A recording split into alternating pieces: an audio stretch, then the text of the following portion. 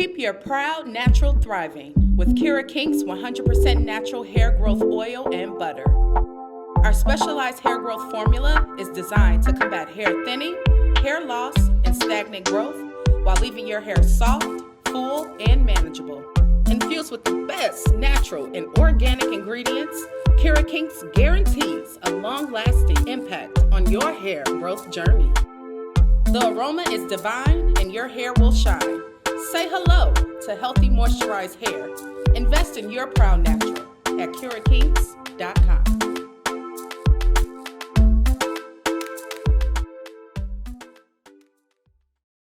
My skin is black. What you looking My at? skin Yeah, is black. I feel so good My to be skin black right now. is black. What you Welcome looking to at? episode 77 of the Black in Fashion podcast. Thank you guys so much for joining us today. As I did like a little inventory of the podcast, I realized that we have no episodes on production and apparel production. We have fabric and product development and design, sales, customer service episodes, but we don't have any production episodes. So we're going to focus in on apparel production today. I have Yadira with me. Yadira is the production manager and project manager at LC Apparel Consulting. So we're going to talk just a little bit about, I guess, myths, the differences, myths, like some production myths, some things that you should know, just a couple tips about going into production, budget, things that you should think about. So, of course, I can't start any episode without acknowledging our sponsors. This episode is sponsored by kirahkinks. Kirahkinks is a hair rejuvenation oil that helps promote healthy hair growth, decrease split ends, and breakage. The aroma is divine and your scalp will shine. Make sure you guys shop kirahkinks.com. All of her information is in the show notes. We also have an amazing new sponsor, Jaleesa Johnson of J&J Legal. They help fashion designers and entrepreneurs build their brands, protect their creativity, and secure their legacy. They offer legal services and trademarks, copyrights, business information, and contract drafting and revising. You can book a free 15-minute discovery call with them today to get your fashion empire on the right track sooner rather than too late. Visit them at www.jnjlegalservices.com. All of this information will also be located in the show notes. So let's pop right in, Yadira. We're going to talk about production. So when it comes to production and production management and manufacturing and apparel, what is one of the most misconceptions you think that you get or feel like that people don't know? I feel like it's definitely the fact that people think they could get production right as soon as they finish they design, or like they think production just magically happen right when they making their designs. Like, oh, I want to get a t-shirt, and when they get the t-shirt, oh, I was expecting this many t-shirts. And it's like, well, you don't even have a design yet. How can you get production? So it's like, let's first make your design, and then you could talk about production. Yeah. I do think that is one of the biggest misconceptions. Is like everyone's always looking for a manufacturer. I need a manufacturer. And it's just like, what are you manufacturing if you don't actually have a product? Like, you have to create a product. You have to create a prototype. You have to go through a series of like testing that prototype to see if it works. So I think it's very crucial that people know the difference between like product development and production. Production is the same thing as manufacturing. You can use either one of those terms, but you have to develop something first before you can even like get there. Mm-hmm. There are several manufacturers that offer sample making. I think that there is a lot of companies that do it so differently, and I think maybe that's the misconception, because you do have a lot of factories that offer sample making and stuff like that, and then they may not offer edits and revisions. So I think it's just about how you decide to go about it. In my opinion, a sample is never right the first time around. Like, I don't think so. Like, have you ever had an experience, like, as long as you've been doing this, where it's actually a sample comes out perfect the first time you make it? No, never.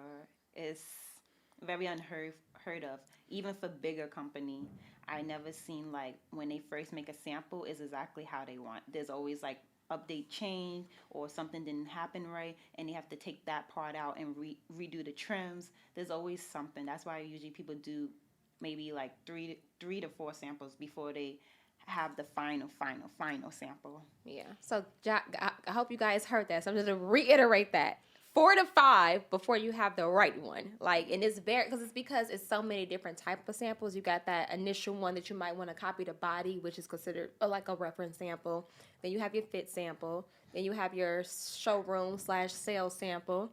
You have a PP sample, TOP sample. Sometimes people do size run samples just to see how the fit is going to be. So sample making can be extremely expensive too, but it is an investment that to make like, 100-something units, or even if you made 20 units of something that doesn't even fit right. So I think that when you moving into this business, the education is the key to making sure that you understand and that you're learning along the way. And also, and I think that Yadira could speak to this, exercising patience.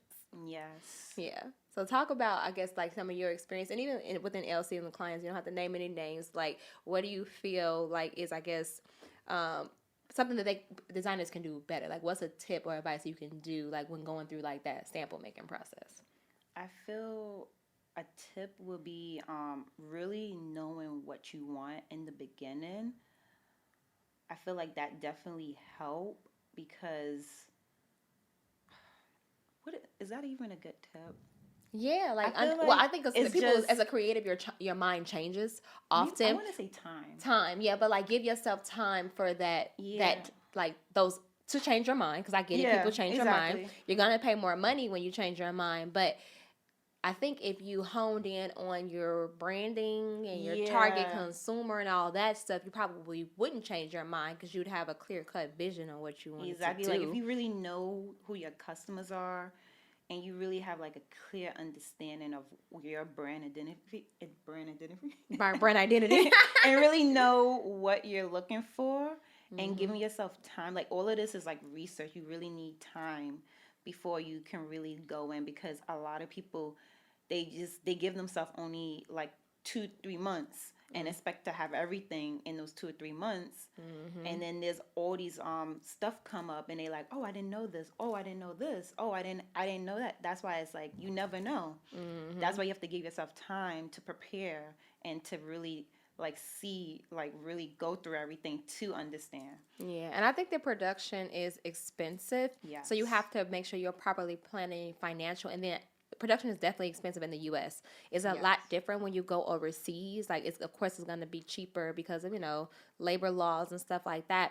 But if you're going to produce in the U.S., like, I find that what I think is, from our clients, I'm speaking from that, I think that they're so amped up about product development that they don't consider that there's a whole nother step after it. Yeah. And then they get the production price and they like, holy shit. Like, I wasn't expecting that, but it's just like, did you think about that when you were selecting your fabrics? Exactly. That's why the price is there. Like, did you think about the pricing of how much your fabrications cost, your trim costs? Like, did you think about like labels, packaging? Like, did you think about that you don't know necessarily how to do your own production run, that you might have to pay somebody else to do it, and or you have to figure out how to learn how to do it? So there's a lot of things that I think are misconstrued, and this could be because of what's out there and the research that you have, because I think you go on a different website, they're going to tell you about 5 or 6 different ways to do things, So I always say to like take the information out like of everything and sources and stuff like that, but be realistic. It ain't cheap. Yeah, people get confused with fast fashion.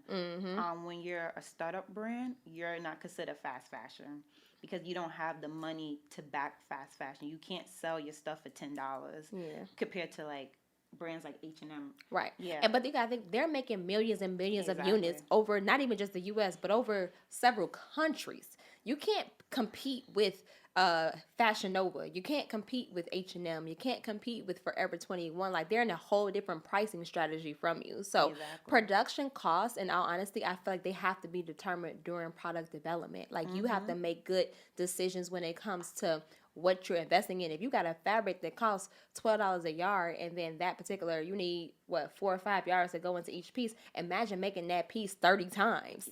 Like, you're gonna spend a lot of money on fabrics. If you have a zipper that was $7 and then that zipper goes into 40 garments, like, it's just like, it's so much money. So you have to think about all those costs and understand like the production logistics and stuff like that in the product development process, because if you understand what you're doing in the product development process, production will be smooth sailing. In my opinion. What are your thoughts about tech packs and having tech packs, I guess, made in the beginning? Do you feel like they're actually used. Like if someone gives you a tech pack, like do you think use it? Have you ever seen a factory use it? No. Yeah. No, I definitely Not. not. I think that's a myth as well. Like people think that they need tech packs to get started, and it's just like it's not confirmed. No. The construction is not confirmed. The fabric is not confirmed. You don't know The how sizing long the zipper is gonna be. Yeah, you don't know all those things. So how do you have a complete tech pack with all this information in there and is not confirmed? Yeah. Like you don't have any of the information. Like tech packs should be created after product development, because at that point, this is my final. This is what I'm going to do, and this is what we're gonna move forward with. Exactly. Yeah. Interesting. How do you feel, and what are your thoughts about just like that once you move into production? I want you to talk about if a client goes into production, how the process goes and the amount of time. I really want you to focus in on quality control and just kind of talk about what that process looks like and the amount of time that you spend in a factory sometimes doing quality control and errors and stuff like that. Like, what does that look like? So quality control is basically going over the garment and making sure that it's constructed right, that this is the right fabric is being used, the care label is in properly, it should look exactly like your sample. So it's basically that, but times maybe 100, times 200, times 300. So checking each garment, packing it, wrapping it up, and packing it away. And this could take like 2 to 3, really depending on what the item is, like maybe a week just to do. Because you're really sitting there, you have to go over the cut ticket and you have to go over what the sample that was made. Plus, like sometimes people do change their design from sample to production. So you have to make sure that updated change is in there. And then when it's not, you have to go back to the factory and they have to either remake it or fix it, which could take another few days, which delay quality control. So quality control could really honestly like take, depending on the amount of unit, if you're doing like 10 styles, like maybe a week and 2 weeks. Yeah. Just for looking at it. And I know that a lot of times I find that designers are always in a rush to get things out and to push products out and stuff like that. And then it ends up jacked up. I've seen people run to the factory to pick up stuff that quality control wasn't done. They ship it to their customer, and now what do you have? You either gonna get a charge back or you're gonna get a return because you didn't even do the proper quality control of the items. So I just want to tell people to slow down. I get it. You took pre-orders. And during the pre-orders, you feel like, oh, I got to hurry up and push these out. But if you are realistic within there, just put on the site like, hey, orders ship, and give estimated time dates for when orders are shipping, or take pre-orders for a certain amount of time. Have a pre-order cutoff date, and then use the pre-orders. Then go ahead and make those, but then also let the pre-orders lead the stock. So it's just like if you took a lot of pre-orders in medium, make a whole bunch of more mediums. If you only took like a 1 or 2 in small, don't make that many small. So you don't just take pre-orders just to fulfill those orders. You take pre-orders to understand what people are clinging to, what people like, and then you use those pre-orders to advise yourself, okay, on stock. If a lot of people bought white, I'm going to invest in white. Like, why would I go and make a whole bunch of black ones? Like, it doesn't make a lot of sense. So you really use like those logistics to understand. And I think another one, you could speak to this too, when you're doing a collection, don't have so many fabrics, because if you have a lot of fabrics, you're also going to spend more money in grading. I think one of our clients, she had one dress, but she had it in all these different fabrics, and none of the fabrics was the same width. So she spent like way more money in markers. Like each time a fabric is different, it needs a different marker, and then there's a difference between grading and marking. Like they're not the same thing; they're two different things. Grading is making the sizes, whereas marker is strategically mapping out the nap of how things are going to be placed on the fabric to save fabric, So. And then it's also give the factory a headache as well, because then they charge for cutting even more because it's like they have to do so much cutting. And you will and they'll throw a lot of different fees in there. Like if the pattern is wrong and they have to correct it, that means they not only have to correct that one size, they now have to correct multiple sizes. So you're going to get charged. So that's what I'm saying. Take your time on the product development realm, so that when you get to production, should be smooth sailing, in my opinion. Like it really shouldn't be all of these different avenues of this is wrong and this going wrong, because had we had taken our time and did product development correctly, you wouldn't have the issues with production. Exactly. So tell me how you feel about this. I recently saw somebody post that they feel like that you need to talk about production cost during product development so that you can decide even if you can afford it. Because what's the point of going through the product development process and then you get to production, you can't afford it? How do you think whatever way do you think that that's possible where you can actually give someone production price and not knowing what sizes are you? Like, I don't know. Like, when I saw it, I was just like, but how do you discuss production when you don't know what it is? And it came from a factory, and I was just like, how? Well, it wasn't a factory. It's a company that does similar to what we do. But I was just like, and I was just trying to wrap my mind around it. Like, it would be a good idea to understand the production cost, but how do you really know? How can you give somebody an accurate answer on production when you don't know at the beginning? Like, I literally don't know how to do that. Like, I literally was trying to wrap my mind around it, and I'm just like, if you was to give an estimate, what would you, like, it's like, what could you even say? Like, I mean, that's right. That's difficult. I'm like, how do you discuss production when you don't even have a product yet? So I get the concept behind it, like wanting to know what all the costs are up front. But if you don't even know what fabric you've chosen yet. Yeah.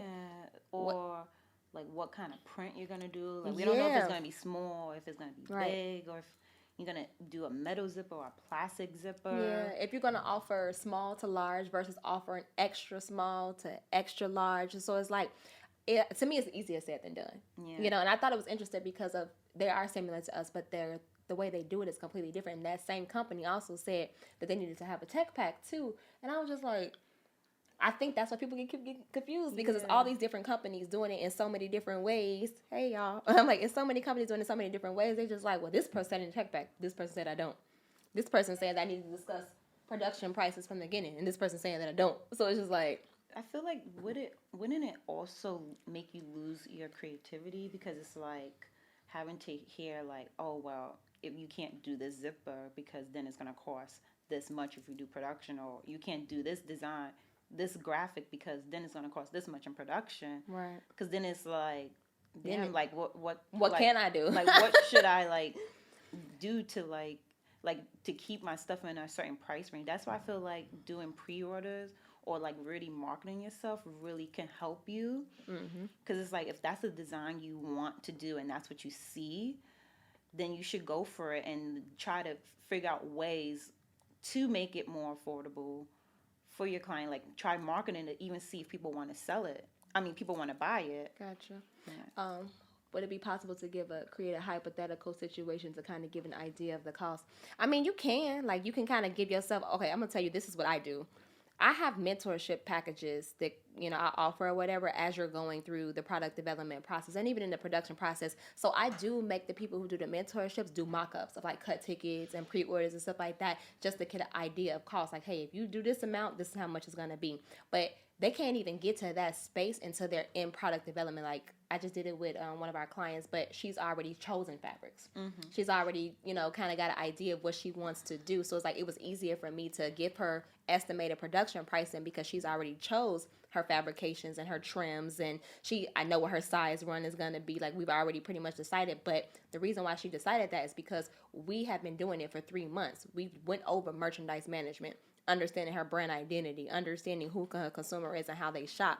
So if you do the work in the beginning, which is, I tell everybody to start their brand with a SWOT analysis.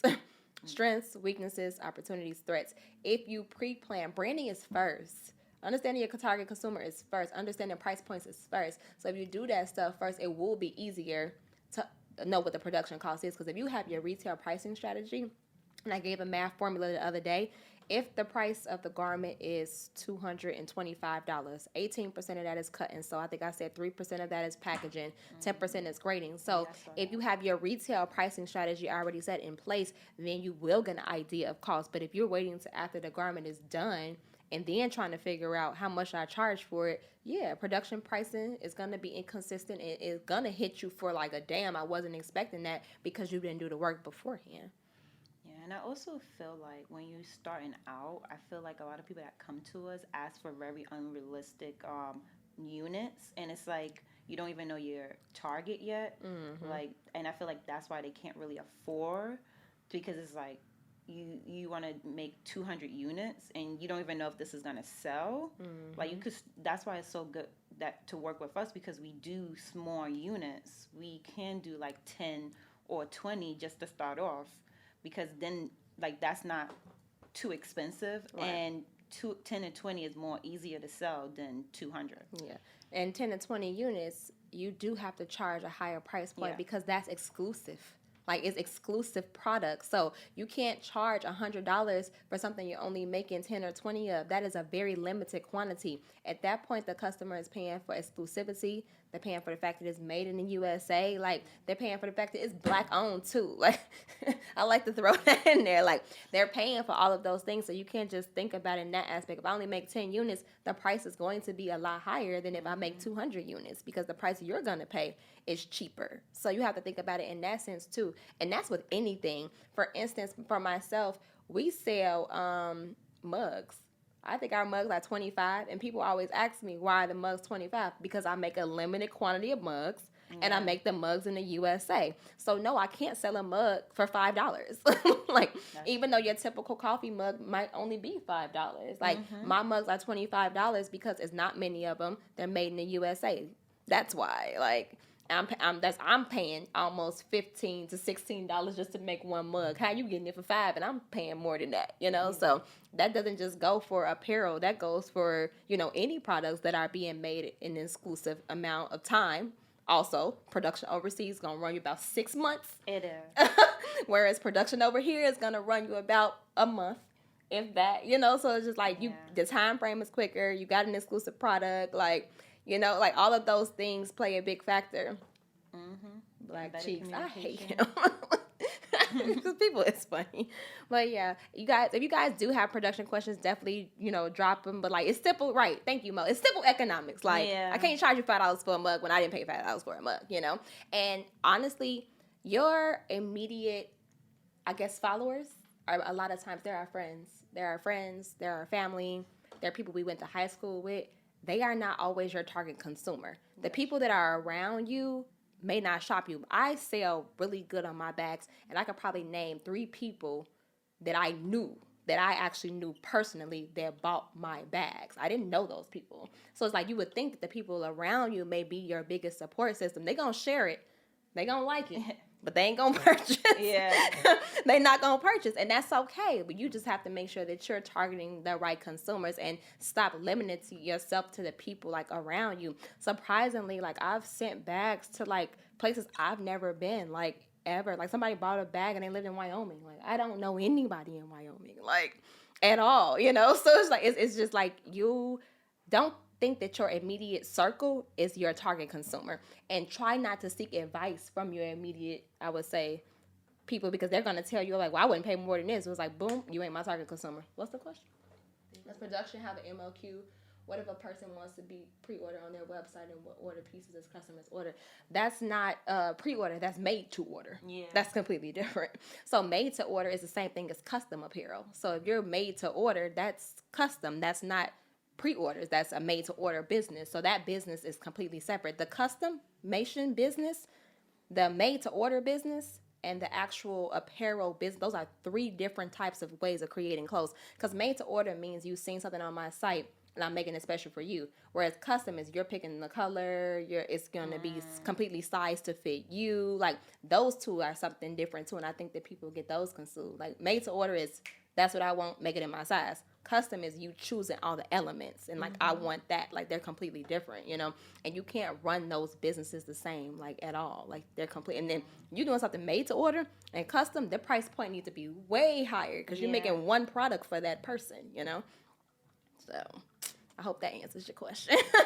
I'm like, I think that's answered. And of course, I must acknowledge our sponsor. Since we're talking about like understanding who you should target and stuff like that, one of our podcast sponsors, Toby Solutions.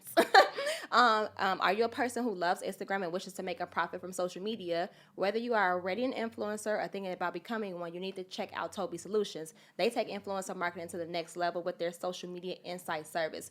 Numbers aren't the most interesting thing, but Toby Solutions makes understanding social media metrics really easy. They send you a monthly report monthly report to your email that simply tells you what's going on in your social media account without the confusing jargon. Not only is it like a game changer for your brand, but it's also super affordable. It's $25 a month. Influencers from 1K followers to 1 million followers can take advantage of this valuable tool. And of course, we have a discount for you. Use code Black in Fashion for 50% off your first month of your social media insights.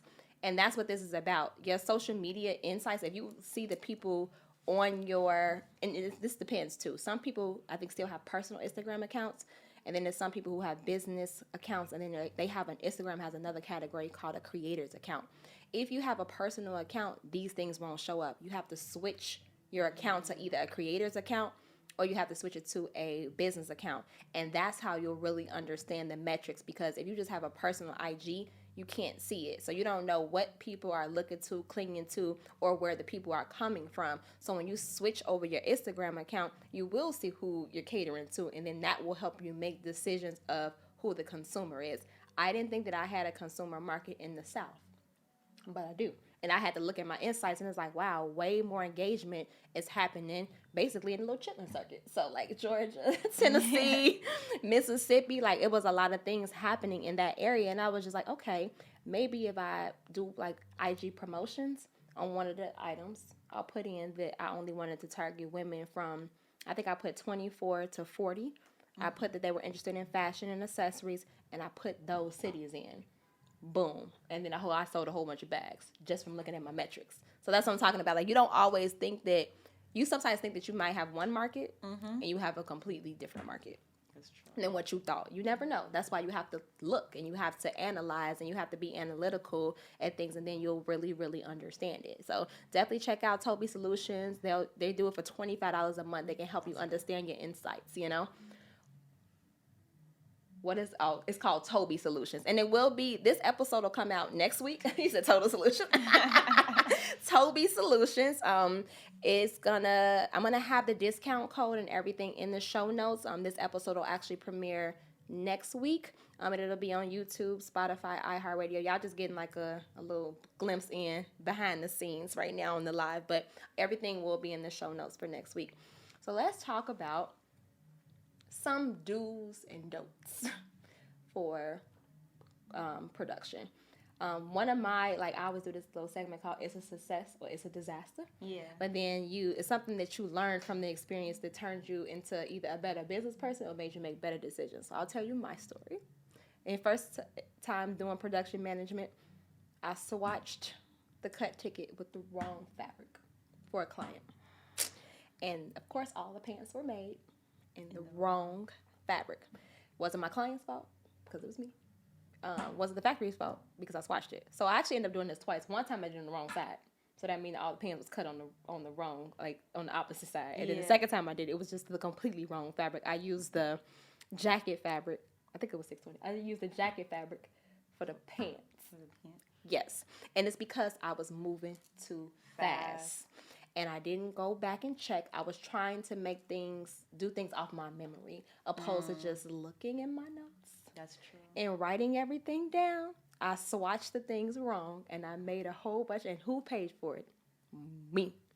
And my mother would call that a bought lesson. So when you come out your pocket, like $1,000 for something as little as you could have just taken a step back and looked at everything again, you really realize, like, did I really need to rush? What the hell was I rushing for? That's true. I was just literally wasn't paying attention and made all this stuff that, no, she didn't want them because they wasn't the right fabric. And the other one, like, they were fucked up. So I was just like, this is messed up. And I never did it again. What happened to the product? It just sat there? Yeah. Lord. Huh? Yeah, shh. I was like, yeah, shush.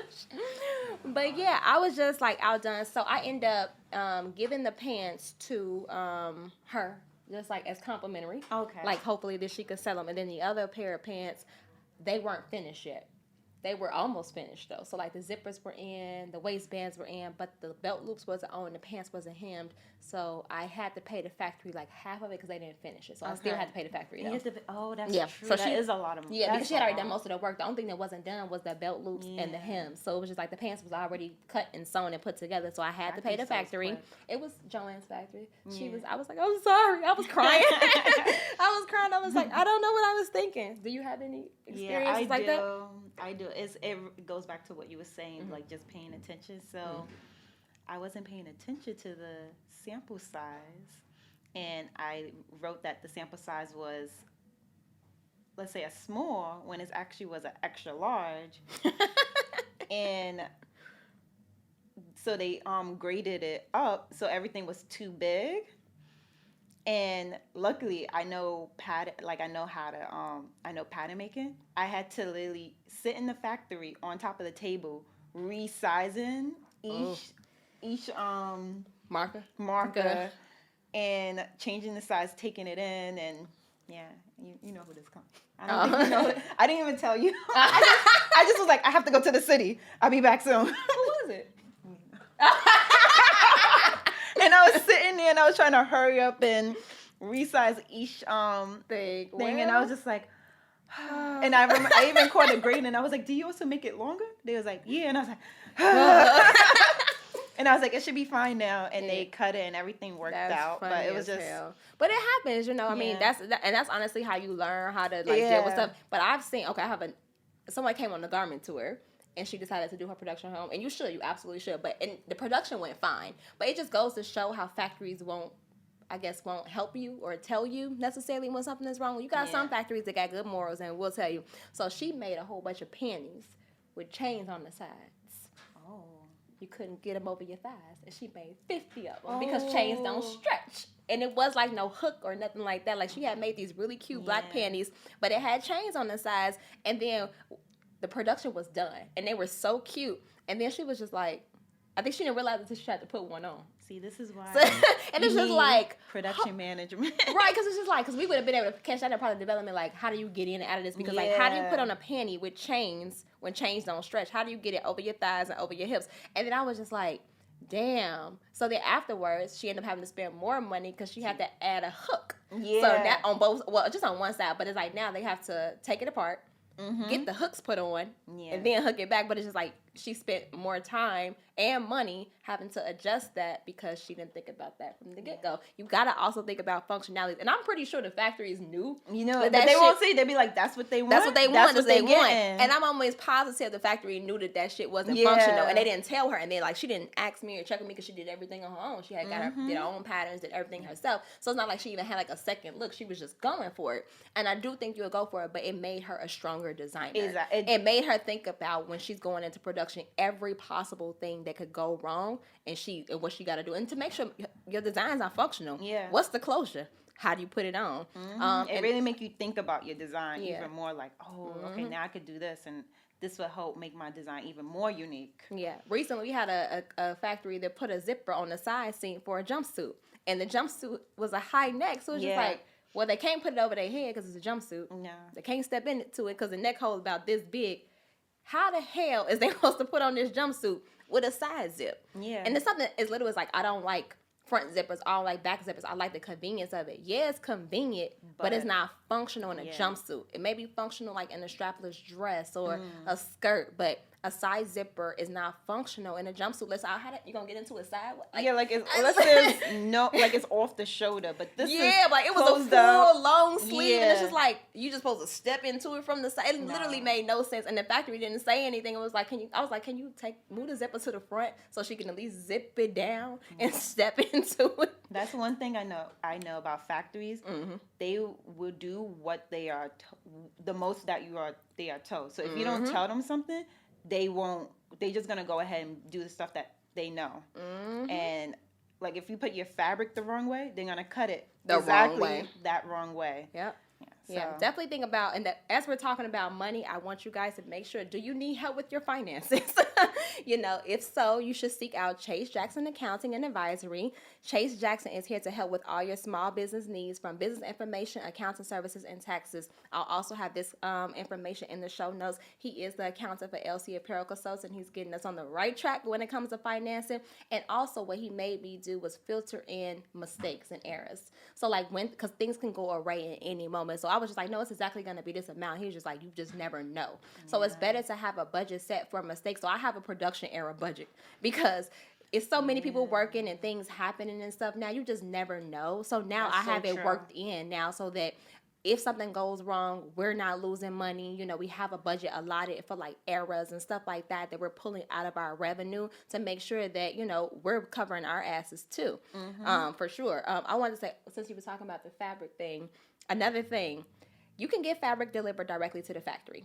You don't have to necessarily go buy your fabric and go drop it off, because lugging around a whole bunch of rolls, we did that. Yeah, and it was not. We had to rent a U-Haul. 2 or 3 days, I think. 2 or 3 days. We got all our fabric for our production sent to us. And then we rented a U-Haul. It took 3 or 4 days to get all this damn fabric over to the factory, and then to get it up the stairs into the car. These heavy ass rolls. Yep. It's all girls. It was so tiring. Something happened, and I remember we had to bring some back and then bring it to another factory. Yep. And then that factory did something, and it was awful. It was a lot. So but another thing, even though you can get your stuff sent direct, and the crazy thing is, why didn't we just tell them to drop it to the factory and to deliver? It's something that small that it took 2 days and extra money just in transport. And you don't think about how much it is to rent a U-Haul, gas, tolls. We had to leave the truck in the front, got parking tickets. Our day is taking up. Then you're taking up your whole day. So it's a waste of time and a waste of money by something just as simple as deliver the fabric directly to the factory. Yeah. However, catch-22. We've had a customer deliver fabric directly to the factory, and we didn't go in and check the roll. And it was a whole bunch of stains on the fabric. Yeah. And the factory made the stuff already started cutting it. Had already started cutting it. Because they already had the marker, the grater. Everything. So they just went ahead. Right. And they saw the stains. And they kept on cutting, and they made the items anyway. And it would be even worse that this was a wax-coated white denim. Oh, yeah, does not clean, cannot dry clean. It had pin marks all over it and dirt. So it's now you got all of these dresses, 4 or 5 dresses, with all these stains on it that are white. They cannot be dry cleaned. And now, what you gonna do? So it's just even though you're getting your items delivered directly to the factory, it is your responsibility to go in there and check it. It's not the factory's responsibility to check your fabric to make sure it was right. You may or may not get factories that have morals and tell you hey, this is damaged. Maybe you want to reach out to them, but then you got some that'll just keep on moving forward. So you have to be the one to check these things. You have to check the fabric even if you get it delivered there. So know when your deliveries are coming in, schedule some time for the factory. When I was in production management, really in it by myself, when I knew a fabric was coming, I would schedule some time to go to the factory, check in all the rolls, label my rolls, because I'm not the only designer in this factory. And then if I got a black fabric and it looks like somebody else's fabric, they might cut mine out of, the wrong thing. So I would always check my rolls, check my yardage, label my stuff, put it away, take my swatches. I literally would just spend a day just organizing, prepping for production. So I don't even give them the cut ticket until I know everything is there. Because sometimes we might change the numbers, or we might change something, or the fabric don't work out. I think I didn't even look at her question. We answered it. They won't get it mixed up because you got to go in there and make sure it's good. The heck out of my clients. You got to label everything. This is my client. This is this style color, and just use it for this style. Don't use it for this one. How would you do that if your factory is in a different state? Hire a production manager. Yeah. Hire a production intern. Hire a production assistant, somebody, but you have to take up the responsibility on that. Maybe you got to come in. You got to come into the city. I mean, you don't stay in that state. Pop up in that state when your stuff is being done. You don't have to live there, but you have to go there to make sure all your I's are dotted and all your T's are crossed. Yeah. So definitely go and schedule time to travel and to get the things done, or hire somebody local in that state that can be a representation of you to get it done. But don't go in I've heard too many horror stories. That's the same thing as going overseas. You don't want to be surprised when it's finally delivered to you and you're like, wait, this is not the right fabric. and then it's too late because a lot of factories, once it leaves their factory, that's it. That's it. And Yeah. a lot of times they don't take it back to redo it unless it's really their fault. But if you could catch it in the middle or before it's finished, then it's like you could save it. Yeah. And also, just to point out, factories factories cut and sew, and I'm talking about USA-based factories. They cut and sew.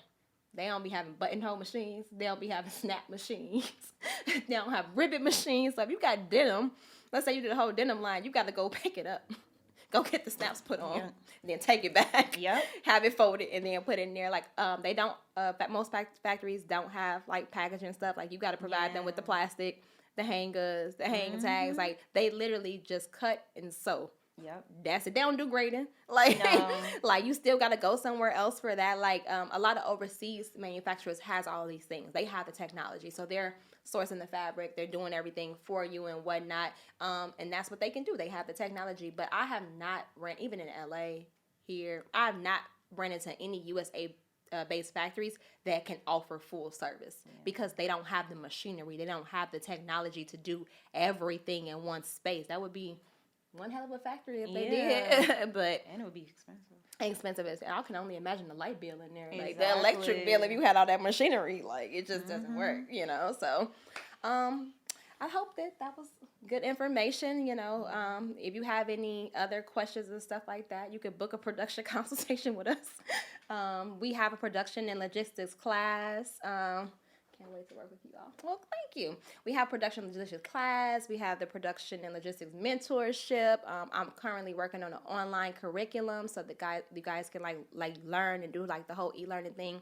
Even though I believe in customized education, that's just my thing. I think that everyone should learn the way they want to learn.